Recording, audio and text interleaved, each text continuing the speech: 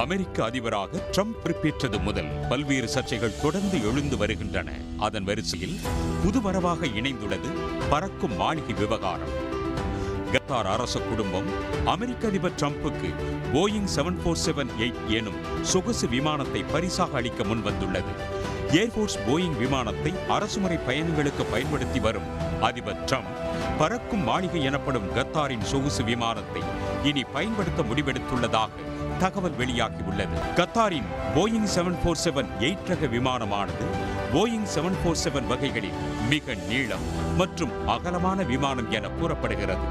உயரக மற்றும் உச்சகட்ட சொகுசு அம்சங்களுடன் பிரத்யேகமாக வடிவமைக்கப்பட்ட இந்த விமானத்தின் இந்திய மதிப்பு 3400 கோடி ரூபாய் என கூறப்படுகிறது. அதிபருக்கான பிரத்யேக தனி சொகுசு அறை, ஓய்வு மற்றும் பொழுதுபோக்கிற்கான அறை, குடும்பத்தினருக்கான அறை, அலுவல் அறை, அலுவல் ஆலோசனை கூட்டங்களுக்கான கான்ஃபரன்ஸ் அறை உள்ளிட்டவை இந்த விமானத்தில் இடம்பெற்றிருக்கும்.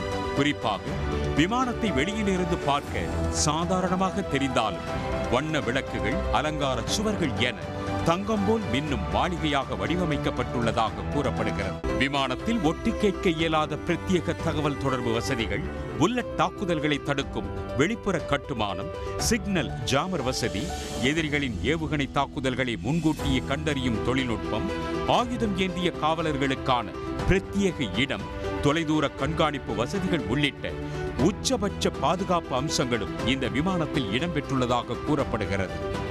அதிபர் ட்ரம்ப் தற்போது பயன்படுத்தி வரும் 40 ஆண்டுகள் பழமையான ஏர்போர்ஸ் ஒன் விமானத்தில் இதுபோன்ற அனைத்து அம்சங்களும் இடம்பெற்றுள்ள நிலையில் மற்றொரு நாட்டின் விலை உயர்ந்த பரிசை ஏற்க வேண்டிய அவசியம் என்ன என அமெரிக்க எதிர்க்கட்சிகள் கேள்வி எழுப்பி உள்ளன.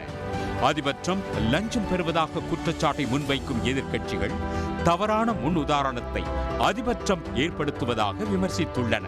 இந்நிலையில் நீண்ட சட்ட ஆலோசனைகளை பெற்றபின் பரிசாக கிடைக்கப்பெறும் பறக்கும் மாளிகை எனப்படும் சொகுசு விமானத்தை ஏற்க அதிபர் ட்ரம்ப் முடிவு செய்துள்ளதாக தகவல் வெளியாகியுள்ளது.